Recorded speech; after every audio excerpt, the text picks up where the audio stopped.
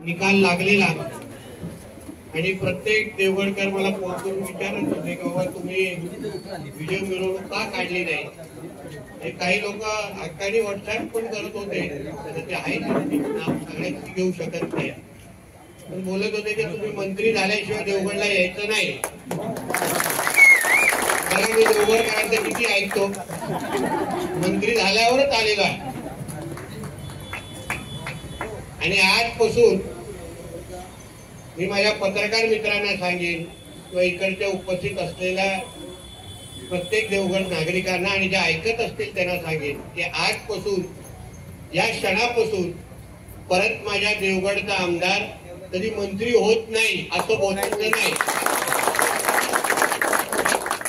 कारण का हे जो आपल्यावर लागलेला धक्का हा आपण सगळ्या जणांनी पुसून काढलेला आहे आणि नुसता मंत्री झालेला नाही पण कॅबिनेट मंत्री होऊन तुमच्या देवगडला आलेला आहे. या पुढचा प्रवास आपल्या देवगडचा विकासाच्या दृष्टिकोनातून अतिशय महत्वाचा आहे. आणि मी तुम्हाला विश्वास देतो, मी पडेलला पण तेच बोललो आणि इथेही तेच बोलतो की आज मी जे हे आमदार आणि जे मंत्री सगळी जी पदं आहेत ना, बाकी दोन्ही तालुक्यांचं प्रेम आहे पण कोणाची देवगडची तुलना होऊ शकत नाही.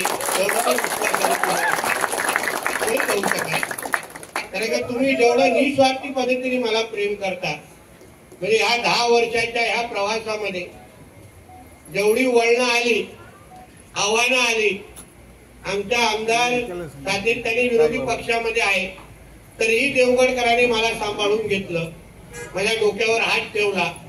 ग्रामपंचायत पासून ते नगरपंचायत की कुठलीही निवडणूक असेल, मी जेव्हा जेव्हा हक्काने तुम्हाला आशीर्वाद मागितला तेव्हा माझ्या प्रत्येक शब्दाला तुम्ही सकारात्मक उत्तर देऊन नेहमी मला आशीर्वाद दिलेला आहे. म्हणून मतदार म्हणून, नागरिक म्हणून तुम्ही जे काही केलेलं काम, जे काय आशीर्वाद आतापर्यंत दिलात, आता 5 वर्ष आरामात बसा आणि रिलॅक्स करा आणि बाकी सगळे जे काही स्वप्न पाहिलेले आहेत, ज्या काही अपेक्षा ठेवलेल्या आहेत त्या सगळं पूर्ण होताना खुल्या डोळ्याने पहा, एवढं मी तुम्हाला ह्या निमित्ताने आवर्जून सांगेन.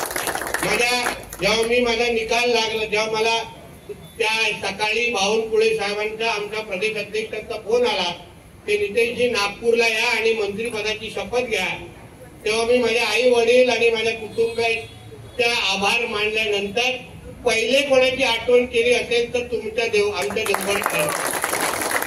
हे काय तुम्हाला खुश करण्यासाठी नाही, पण ज्या काही भावना तुमच्या सगळ्यांसाठी आहे, मला इकडे उपस्थित असलेला नसलेला प्रत्येक व्यक्तीचा वैयक्तिक विषय आणि वैयक्तिक आयुष्याचा प्रवास गेली 10 वर्षाचा मला माहिती आहे.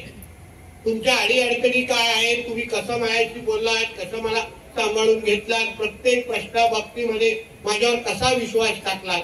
असंख्य सत्य आपण विरोधी पक्षामध्ये असताना असंख्य लोक आली माझ्या ह्या तालुक्याला इकडे तिकडे माझ्याकडून लांब घेऊन जाण्यासाठी. खूप प्रयत्न झाले की देवगड आणि नितेश शाळेमध्ये कशी ना कधी फूट पाडली पाहिजे. ते बिचारे सगळे घरी बसले आहेत, पण मी मंत्री झालेलो आणि आज फक्त तुमचा आशीर्वाद आहे. मी तुम्हाला खरंच सांगतो, देवगड बद्दल मला वेगळ्या पद्धतीचं प्रेम आहे आणि हे नुसतं शब्दामध्ये नाही, तुम्हाला ह्या मंत्री पदाचा प्रत्येक दिवस, प्रत्येक क्षण हे फक्त तुमच्यासाठीच असेल एवढा विश्वास तुम्हाला मी आजच्या निमित्ताने देतो. यापुढे असंख्य मुद्दे, असंख्य लोक येऊन भेटतात. खाती पण बघा कशी दिलेली आहे. खरं म्हटलं तर फडणवीस साहेब आणि आमच्या दोन्ही उपमुख्यमंत्र्यांचे मी आभार मानले पाहिजे. ते अशी खाती दिली आहेत ज्याच्याने आमच्या देवगडकरांचं ह्या पुढचे प्रत्येक रात्र ही सुखाने तुम्ही झोपाल अशी खाती मला दिलेली आहे. आणि मत्स्य व्यवसाय खात्यातून तर राणे साहेबांनी, जेव्हा राणे साहेब पहिल्यांदा मंत्री झालेले तेव्हा ते मत्स्य व्यवसाय खात्याचे मंत्री होते आणि तो बहुमान मलाही भेटलेला आहे. म्हणून आता या आपल्या देवगड तालुक्याचा, आता आपला आनंदवाडी बंदर असेल, आपल्या विजयदूर बंदर असेल, आपले मच्छीमार संघटना असेल, सोसायटी असतील, हे सगळे विषयाचे आता तुमचा आमदारच आता बॉस आहे. तुम्ही चिंता करू नका. आता ना अधिकाऱ्याच्या अंगावर द्यायची गरज, ना आवाज वाढवायची गरज. मला काल कोणी चांगला मेसेज गेला की महाराष्ट्राच्या इतिहासामध्ये बांगडा मारणारा आमदार मंत्री झाला. आणि मला नाही बाबा हे खरंच आहे. नाही तर त्याला आता अधिकारी प्रोटेक्शन जास्त मागतील का कुठलाही लोकप्रतिनिधी करता तो पहिला बांगडा मारायला जाईल, त्याला माहिती आहे बांगडा मारला तर आमदार होतो. पण अतिशय समाधान वाटतं की तुम्ही मला एवढा आशीर्वाद दिलात, मला सांभाळून घेतलं, मला प्रत्येक बाबतीमध्ये मला साथ दिली. मी तुमच्या सगळ्यांबद्दल प्रचंड भावनिक आहे. तुम्ही इकडे असलेले माझे भारतीय जनता पक्षाचे माझे सहकारी असतील, माझ्या महायुतीचे सहकारी असतील, या सगळ्या जणांना मी विश्वास देतो की आता तुमच्या घरातला आमदार मंत्री झालेला आहे, घरातला भाऊ मंत्री झालेला आहे.